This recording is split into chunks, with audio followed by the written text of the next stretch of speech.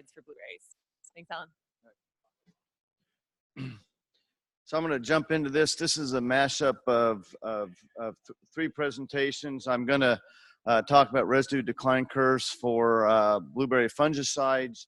I did this work along with Tom Walters and Camille Holloway, who's of Synergistic Pesticide Labs. And Camille, raise your hand there. There's Camille. So we're trying to develop export markets for blueberries. Washington exports more blueberries by far than any other state. We send more to Canada, more to Asia than any other state. But we have a real big obstacle of meeting some MRLs. I just want to point there's two kinds of MRL issues. These are for MRLs for blueberries for some of our trading partners. We have the kind that are in red where they're just basically, there's no limit, no tolerance, or it's at limited detection, like 0.01 parts per million, that basically shuts us out of that market for that chemical.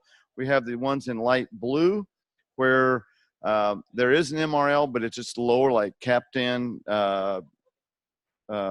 Captan is 20 in the United States, but it's 15 into the EU, it's 5 into Canada.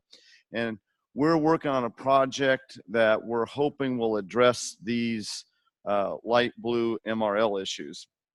And the way you do it is you generate residue decline curves. The theory on that is if you apply fungicides according to the label and you test it over time, like if you apply it on day 1 and you sample on day 2 and 3 and 4 and 5 or out to 21 days, the residues decline.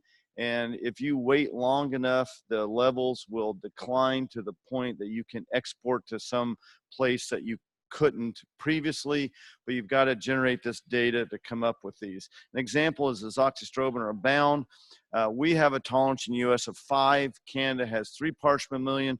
Korea has 1 parts per million. And so the thinking is we cannot use azoxystrobin on blueberries if it's going to Canada or Korea, because we're going to have residues that would violate the MRLs that Canada or Korea. So we're going to see what that means in reality. Yes.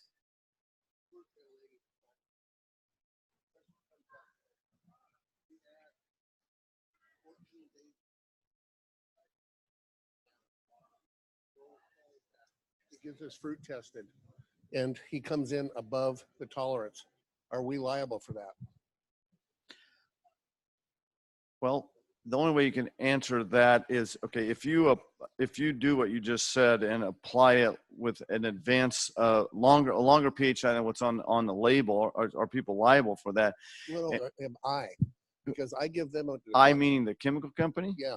Well, the short answer to that would be a court of law question. There's no good answer for that. I'll just tell you, I'm in a kind of expert witness for a lawsuit for something like that in potatoes, on some chipping potatoes going to Korea. And I happen to really have a lot of familiarity with that. And the answer to that, well, probably not the chemical company, but that stuff gets sorted out in a lawsuit. And so hops, apples, pears, tree fruit, and mint have all done this for their crops. They're all export-oriented commodities.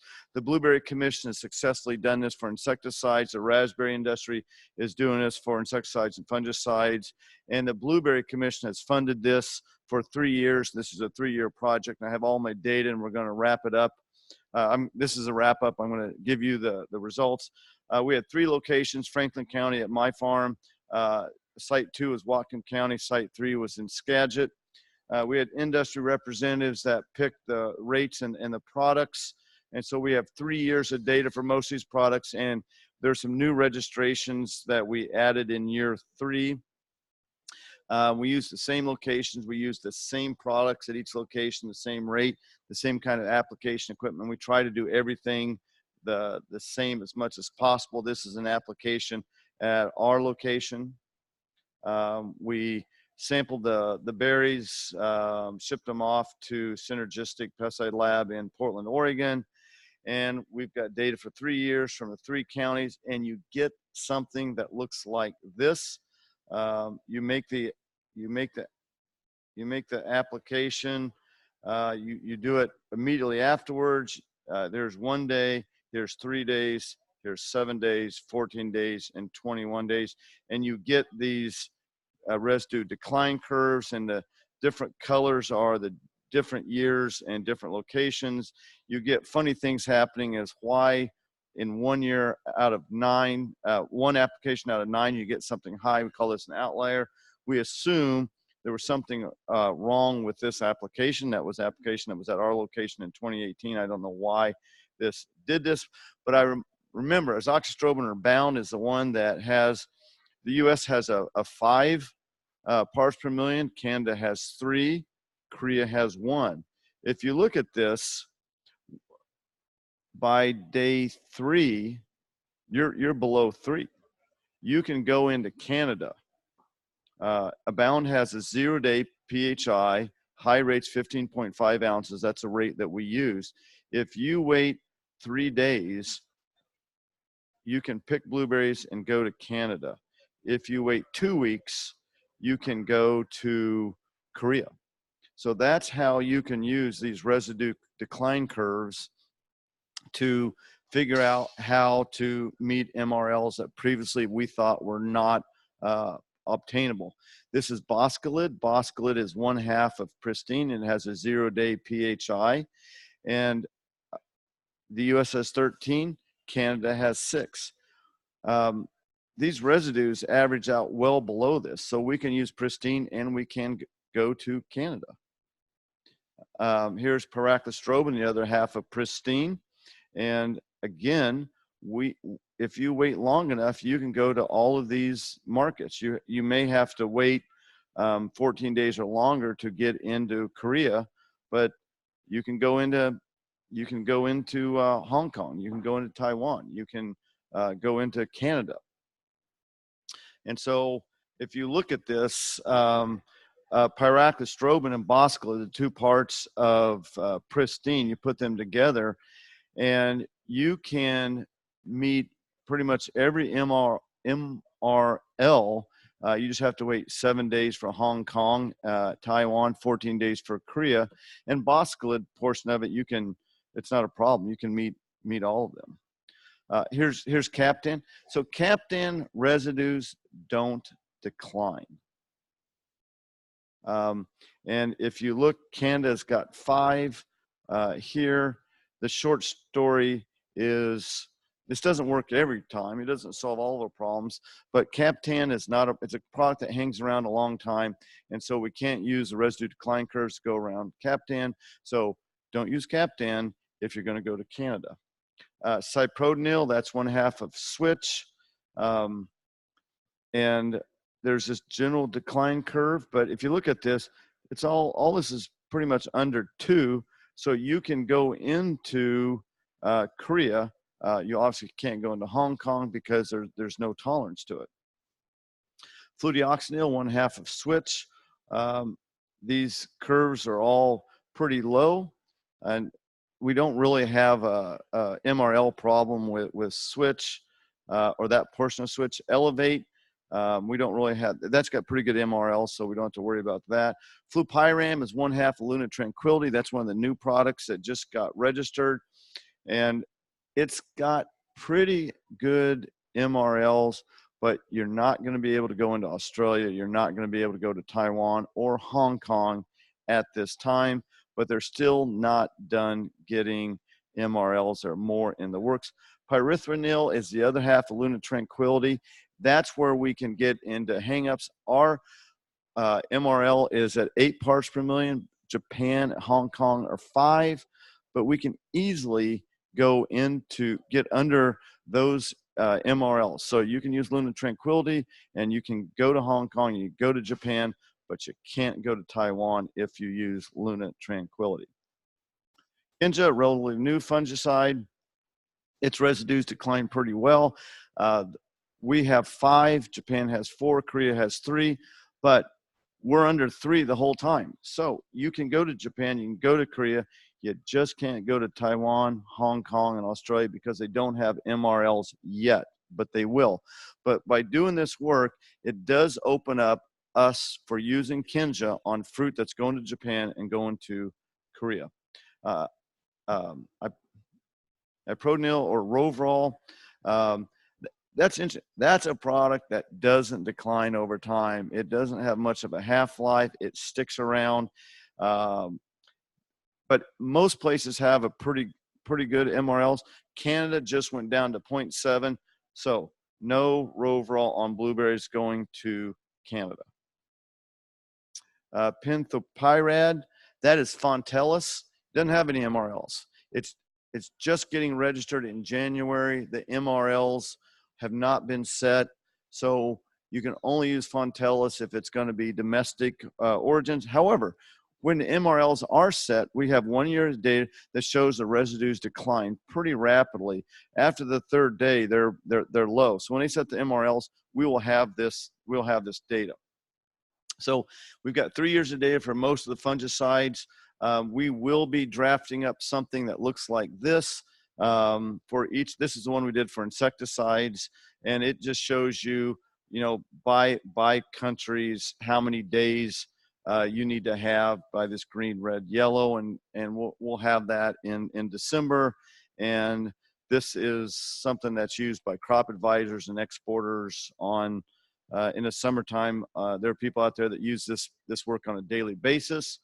So we got, good data. We accomplished our objectives. We're declaring victory and going home, and we're done with this project. Now, as a professional researcher, I try and never solve the problem, so I can always ask for more grant money and say I need to do more work. This is a project that's done. So we just got to do the final report and send it out. And so thanks for the industry for doing this work. Thanks Tom Walters, Grower Cooperators, Synergistic Pesticide Lab. Going to move on to a new topic. And it's the herbicides used on blueberries create obstacles to exports. And so we all know insecticides and fungicides are a problem. They're a real challenge, a real obstacle to us, but we don't think of herbicides as an MRL issue. I mean, I don't. They're not sprayed on the fruit. They're mostly applied pre-bloom, usually before the foliage appears. There shouldn't be any residues in fruit that's harvested months after applications.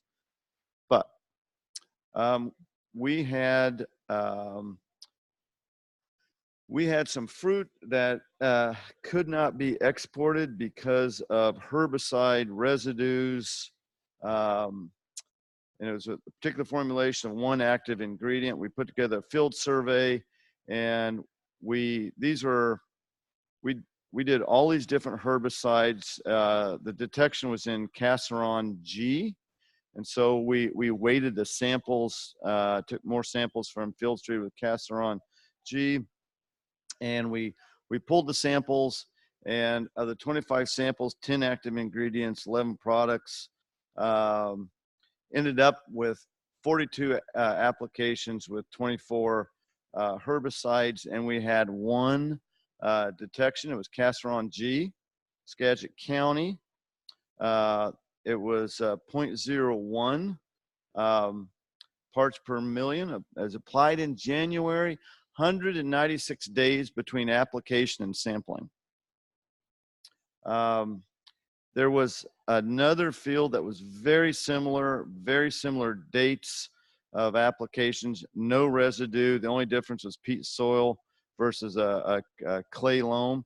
Now I'll tell you, 0.01 is not very high, but and that's not over the U.S. tolerance, but it will keep you out of Japan. And guess where those blueberries were probably going to go, was to Japan. So we did a similar plan for 2018, 21 fields. These are the locations. This was Casseron. We did Simazine, Chateau, Callisto, and here, no detection of any residues. This ND means non-detect. No detection of residues.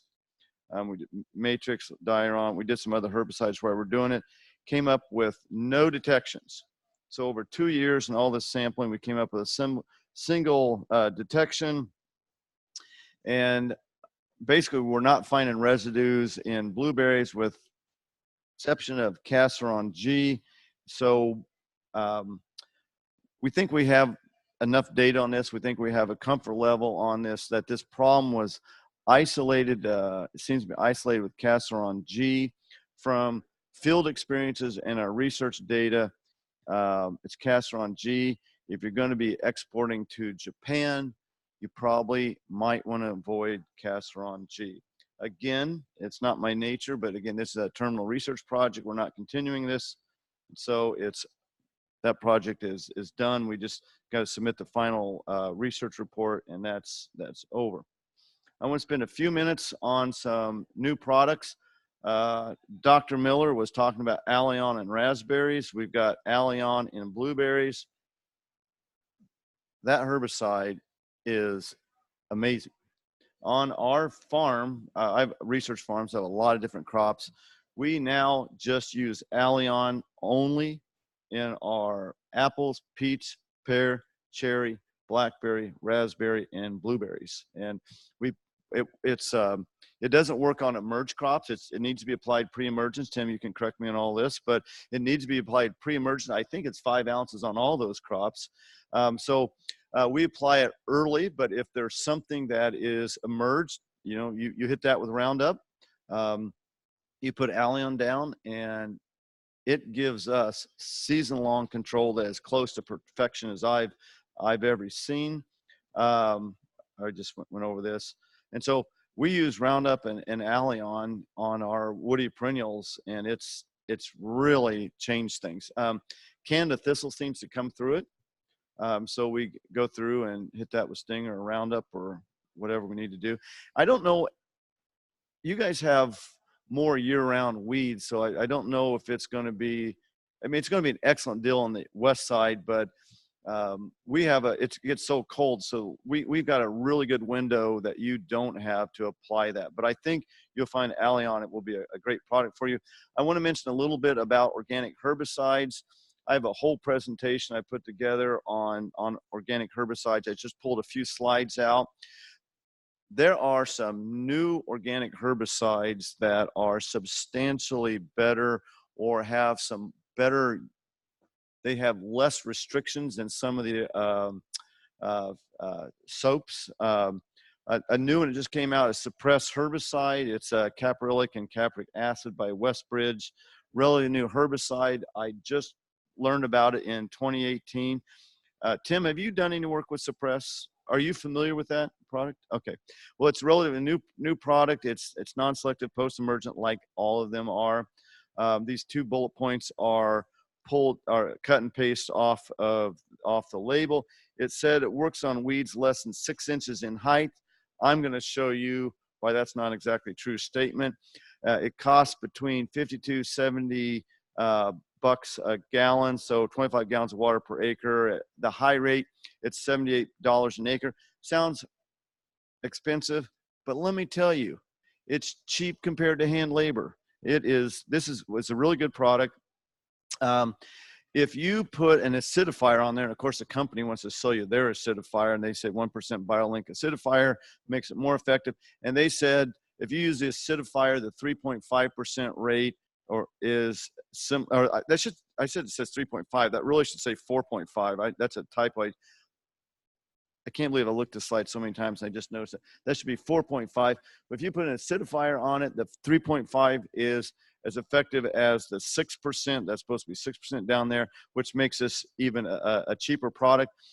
I'm using this in my commercial asparagus fields. I have organic asparagus, and it's killed a 2-foot tall prickly lettuce dead. And we did that with a backpack sprayer. Field bindweeds, difficult control. This is field bindweed at 4.5%. It doesn't kill bindweed, but it certainly knocks it back. This is some asparagus field that you can't see because the bindweed's taken it over, so it's an old asparagus field. But this is you can see the asparagus in here. 6% really takes down bindweed. You got 4 weeks or more on this. This is the untreated check. There's a new product called Weed Slayer. Have you heard of that one, Tim? Okay, non-selective herbicide, not regulated as a pesticide. It is exempt under Section 25B because it contains eugenol, which is basically clove oil. It came onto the market this year. It's an unusual characteristic. 2 products, co-pack. You have to apply 1 quart of each per acre. So when you get this box, it has a gallon of this and I mean, a 2.5 of this and a 2.5 of this, and you have to mix a quart of this and a quart of that. And if you read right down in here, it just talks about not regulated. But because it's not regulated, you can apply it at any rate that you want. They're using it as a desiccant. They're trying it for sucker control, and it's $60 an acre. Again, you got a co-pack. And there's somebody in this room that I stole a quote from him.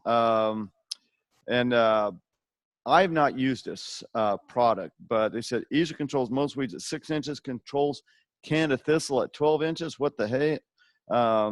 One of the biggest users of this product uses it in their conventional blueberries. They call it organic Roundup, safer than Gramoxone and Roundup for perennial crops. So Weed Slayer is something to think about. A new product, Home Plate, is sounds pretty similar to Suppress. Just received its federal registration. It's not registered yet, but it's got federal. It's just getting the state registration. It will be available for use in 2019. I don't know what the price is, but I'm sure they're going to think it's valuable.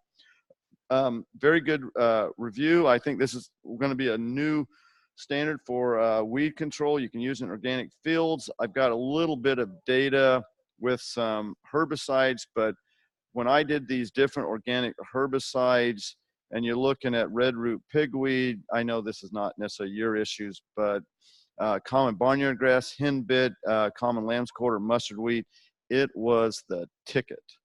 This Home Plate. Suppress worked very well too. This is my concluding slide, and it's my concluding slide. Does anybody in here know who this is? This is Dr. Tim Miller putting out a herbicide trial at my place, and I want to put this slide in because I know he is retiring. This may be the last time we hear him give talks to us, and I just want to put it in there and just say thanks for all of the work on weed control that you have done. All right, that's my presentation.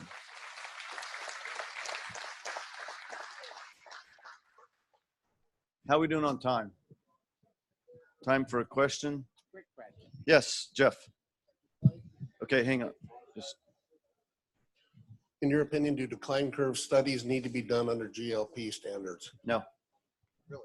Nope, they do not. GLPs are for regulatory compliance. It is done for regulators so they can ensure there is not cheating going on. And we're not worried about my scientific integrity. They do not have to be done under GLP. On the, over here. I didn't recognize the voice. I know. On the MRLs, if a fruit was picked, does it lose its residue in storage? No. Once okay, so the things that break down pesticide residues tend to be usually microbial breakdown and sunlight are generally the two things that break them down. And the minute they go into storage, they're cold and dark, and the residues are pretty resistant to degradation. We, for a living, Camille and I'm sending samples and she's receiving samples. She knows all about this. Once they're frozen, they're very, very slow to decline. So when you put them in, you assume that's what you got. Camille, do you have anything to comment on that, or what's that? Okay, she agrees. She does this for a living. Okay, any more questions? Because when I step out of here, I'm leaving the meeting.